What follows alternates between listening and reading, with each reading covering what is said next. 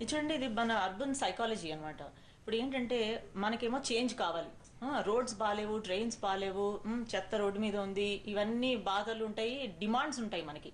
కానీ నేను I'm a part of governance. ఇప్పుడు చూడండి, యాక్చువల్లీ గవర్నమెంట్స్ బాగా పనిచేయాలి అంటే citizen who is responsible for creating the government. అంటే సిటిజన్ లేకపోతే గవర్నమెంట్ ఉండనే ఉండదు. ఇప్పుడు మన కస్టమర్ లేకపోతే కంపెనీ ఉండదు అంటారు, అలాగనమాట. Citizens are responsible for creating the government and citizens are equally responsible for making sure the government delivers. అది ఎందుకు క్రియేట్ అయింది, బాగా పనిచేయడానికి కూడా మన రెస్పాన్సిబిలిటీ ఉంది. మనమేమో ట్యాక్స్ పే చేసేసి మన పని అయిపోయింది అని కూర్చుంటే లాభం లేదు. సో రీజన్స్ ఏంటంటే, ఒకటి అసలు మన రోల్, ఈ అర్బనైట్స్కి వాళ్ళ రోల్ అర్థం కావట్లేదు. ఏంటంటే I'm a part of the governance mechanism. నేను వెళ్ళి నేను ఓట్ వేయడమే కాకుండా I will monitor its functioning also. I have a role there అని నా రోల్ నేను అర్థం చేసుకున్న రోజు అది చేయొచ్చు.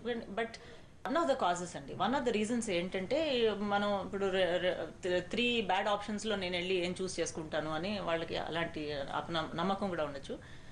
అలా అని మనం వదిలేసాం అనుకోండి, ఇంకా సిస్టమ్ ఇంకా డిటీరియరేట్ అయ్యి simple problems become more systemic problems అంటారు. అప్పుడు ఇంకా మన మన మన డిఎన్ఏలోకి వెళ్ళిపోతాయి ప్రాబ్లమ్స్.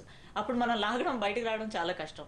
సో ఇప్పుడు ఏంటంటే ఫస్ట్ స్టెప్ ఏంటంటే వెళ్ళి ఓట్ చేయాలి. Then you should be recognised as a powerful force. ఆ తర్వాత then gradually you will develop, ఈ యాక్టివిటీ వల్లే you will develop interest in politics. What is development? Is it power politics or is it ideology driven politics?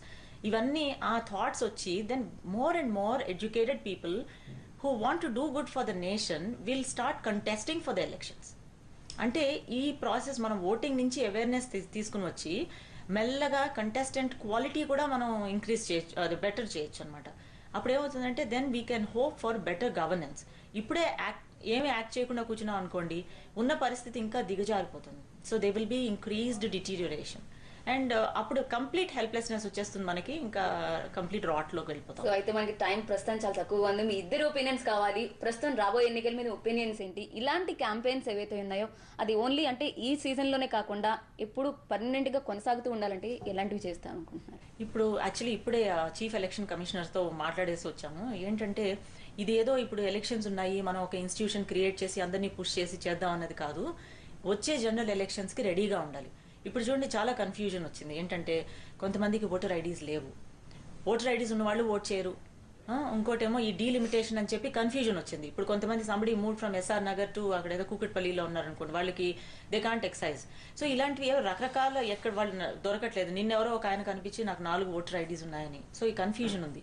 ఇవంతా పోవాలి అంటే వచ్చే general ఎలక్షన్కి ఒక ఇన్స్టిట్యూషనల్ ఫెసిలిటీ క్రియేట్ చేయాలి. ఏంటంటే అది గవర్నమెంట్ రిప్రజెంటేటివ్స్ ఉండాలి, థింకింగ్ సివిల్ సొసైటీ రిప్రజెంటేటివ్స్ ఉండొచ్చు, ఎన్జిఓ రిప్రజెంటేటివ్ ఉండొచ్చు, అకాడమిక్స్ ఉండొచ్చు, స్పోర్ట్స్ పర్సన్స్ ఉండొచ్చు.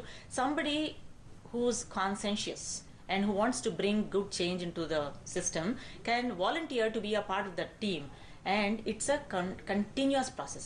అప్పుడు ఎవరికన్నా 18 years రాగానే voter ID, when a boy turns 18 or a girl turns 18, she should get the voter ID.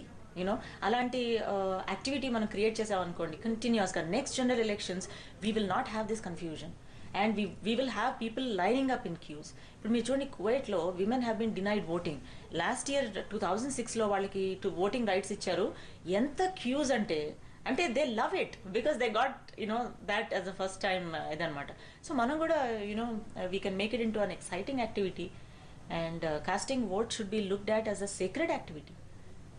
కొన్ని కంట్రీస్ లో లేదు. We're the fortunate people who have had with no problem we just got into that. It's democracy. మనకి అది మర్చిపోయాం, అది complete గా.